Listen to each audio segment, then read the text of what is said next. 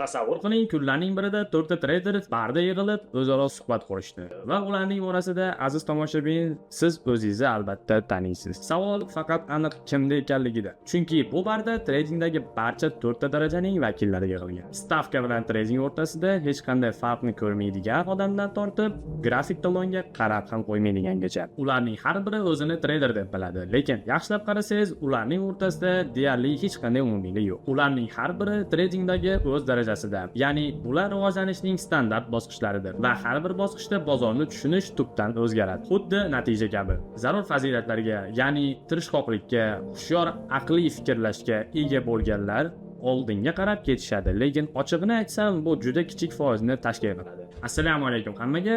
Demak, biz birinchi darajadan boshlaymiz. Bu yerda trading haqida birinchi marta eshitganda hamma narsa oddiy va oson tuyuladi. Bu bosqichdagi odamlar ko'pincha bozorga qimor o'yinlari yoki stavkalardan kelishadi. Reklama va signallarni ko'rib, bu tizim birdaniga ishlab ketadigandek tuyuladi. Ular uchun strategiya bu xuddi bitta chiziqni chizib, undan reaksiya kutish kabi bir narsadir. Bu yerda siz go'yoki oltin konini topgandek tuyulasiz. Ishlab topgan pullaringizga nimalar sotib olishni orzu qila boshlaysiz, ya'ni euforiya.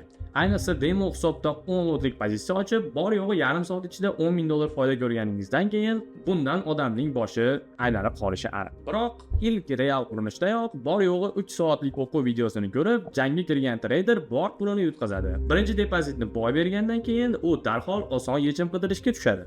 Signal guruhlari, VIP kanallar, binar opsionlar, 10-20 barobar o'sishni va'da qiladigan mem o'yinlar va pump guruhlar. Lekin bunday loyihalar ko'p hollarda 5 barobar berdi-yu, keyin nolga qarab ketadi. Yakunini hammamiz bilamiz. Ya'ni bundan faqat yana bitta to'g'rirog'i o'nlab hisoblarni yutqazish chiqadi xolos. Mana shu yerda biz birinchi bosqichning burilish nuqtasiga o'tamiz. Ko'pchilik uchun trading haqiqatan ham skam va aldov bo'lib tuyuladi. Kazino bilan o'xshatish keltiraman.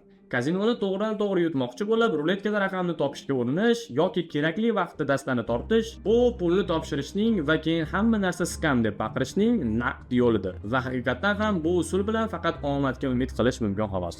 Tavakkaliga olg'a borib, siz so'zning to'g'ri ma'nosida pullaringizni o'z qo'lingiz bilan berib yuborasiz. Lekin hammaning ham bor budini shilib olishadimi? Deyarli hammani. Shunchaki omadi kelib dastani tortgan va jackpotni urganlarni chetga surib turamiz. Unda baribir kim bu odamlar? Kimdir blackjackda kartalarni sanaydi va matematik tarzda yutadi. Kimdir his-tuyg'ular yo matematika ustida minglab soat ishlab, poker stolida oddiy havaskorlarni yutadi. Ular kerakli ko'nikmalarni mukammallashtirish uchun minglab soat va vaqt sarflashadi va bu ularga boshqalardan ustunlik beradi. Muhim eslatma, kazino bu yomon narsa. U yerda 100% pulingizni yo'qotasiz, bu shunchaki o'xshatish xolos. U yerda hech qachon barqaror ishlab topa olmaysiz. Xullas, tradingga qaytadigan bo'lsak, bu yerda ham deyarli bir xil narsa. Sizga har xil o'yinlar taklif qilishadi. Texnik tahlil, smart money, binar opsionlar va prop kompaniyalar, futureslarda katta plechyo berishadi. Xullas, hamma narsa qiziqarli, oddiy bo'lishi va eng muhimi pulingizni tortib olish uchun qilingan. Bu yo'nalishda tavakkaliga harakat qilib, yaxshi natija kutib bo'lmaydi. Tizim qanday ishlashini tushunmasdan omadga tayanadiganlar hech qachon birinchi darajadan chiqa olmaydi.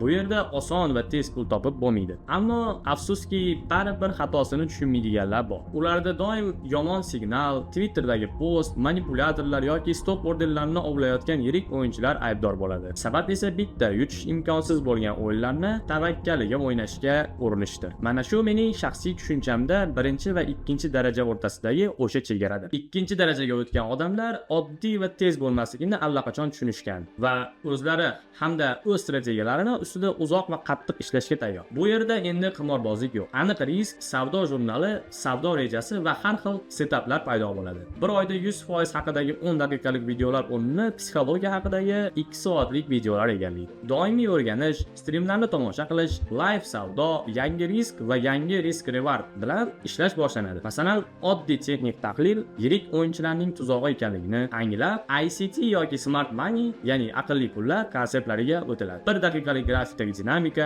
order bloklar o'rganiladi. Trader turli yopiq hamjamiyatlarga, VIP serverlarga a'zo bo'ladi. U yerda hamma har kuni kamida 1/5 saplashinalik chiroyli treklarni ulashadi. Mentorlar esa qimmatbaho mashinalarda rasmga tushib post qoldirishadi.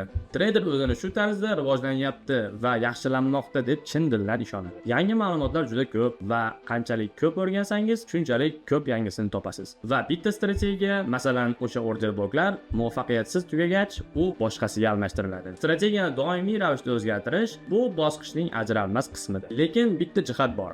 Muvaffaqiyat faqat goh-gohida bo'lib turadi. U muvaffaqiyatsizliklar seriyasi bilan almashadi va yakunda baribir aniq minusga olib keladi. Muammo shundaki, bu holat yillar davomida davom etishi mumkin. Siz yillar davomida yangi ma'lumotlarni o'rganishingiz mumkin. Lekin paradoks shundaki, natijalar baribir o'sha mutlaqo nolga teng va buning aniq sababi bor. Garov o'ynashga tayyorman. Meni tomosha qilib turgan tomoshabinlar, sizlarning ko'pchiligingiz aynan shu bosqichdasiz. Sizning strategiyangiz grafikni ochish, vaziyatni shu yerda va hozir tahlil qilish va o'zingizning subyektiv tahlilingiz asosida qaror qabul qilishga tayanadi. Ya'ni ushbu bosqichda trader narx qayerga ketishini oldindan topishga, taxmin qilishga urinadi. Mana shu yerda muammoning ildizi yotibdi. Albatta, ikkinchi bosqichga o'tish bu allaqachon katta o'sish. Ammo bozor mantig'ini subyektiv tahlil qilish asosida taxmin qilishga urinish bu boshi berk ko'cha. Faqat real statistikaga asoslangan yondashuvlargina ish beradi. Men TradingView'ni 1-2 oy aylantirishni emas, balki yillar davomidagi ma'lumotlarni yig'ishni va faqat raqamlar bilan ishlashni nazarda tutyapman. Bunday tizimlarda long yoki shortni taxmin qilish yo'q, his-tuyg'ular yo'q, faqat matematika. Narx qayerga ketishi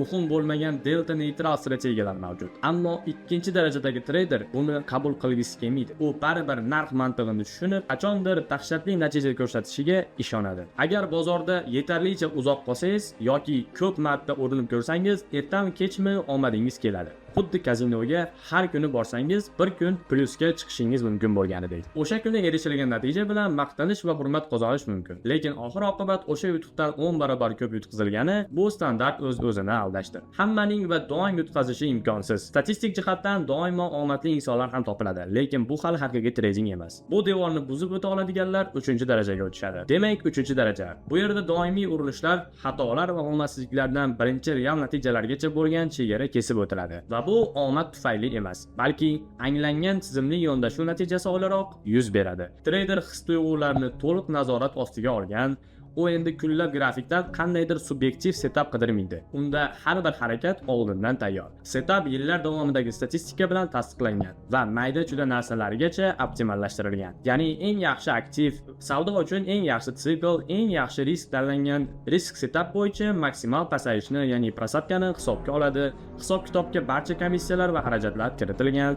Xullas, hisoblab bo'ladigan hamma narsa hisoblangan. Bu darajada traderlarning tizimi narx qayerga ketishini taxmin qilishga emas, balki aniq matematika yoki statistikaga tayanadi. Yangi ma'lumotlarni o'rganish ko'proq shunchaki qiziqish uchun bo'ladi, chunki ishlaydigan mexanizm allaqachon mavjud. Agar ikkinchi bosqich doimiy izlanish bo'lsa, bu yerda endi sof foyda olish bosqichi boshlanadi. Bular mutlaqo har xil strategiyalar bo'lishi mumkin. Birjalararo arbitraj, opsion konstruksiyalari orqali savdo qilish, funding yig'ish yoki prop kompaniyalardagi qoidalarni mukammal bilgan holda ularning kapitalidan foydalanish. Ko'pincha bunday traderlar shaxsiy hisobda tavakkal qilishmaydi. Qat'iy matematik yondashuv bilan prop kompaniyalarga e'tibor qaratishadi. Ular kuniga 30 daqiqa yoki 1 soat vaqt sarflab, o'z soqqa tiyinini olib turishadi. Va eng muhimi, ular uchun trading hayotlaridagi yagona narsa emas, shunchaki qo'shimcha soha xolos.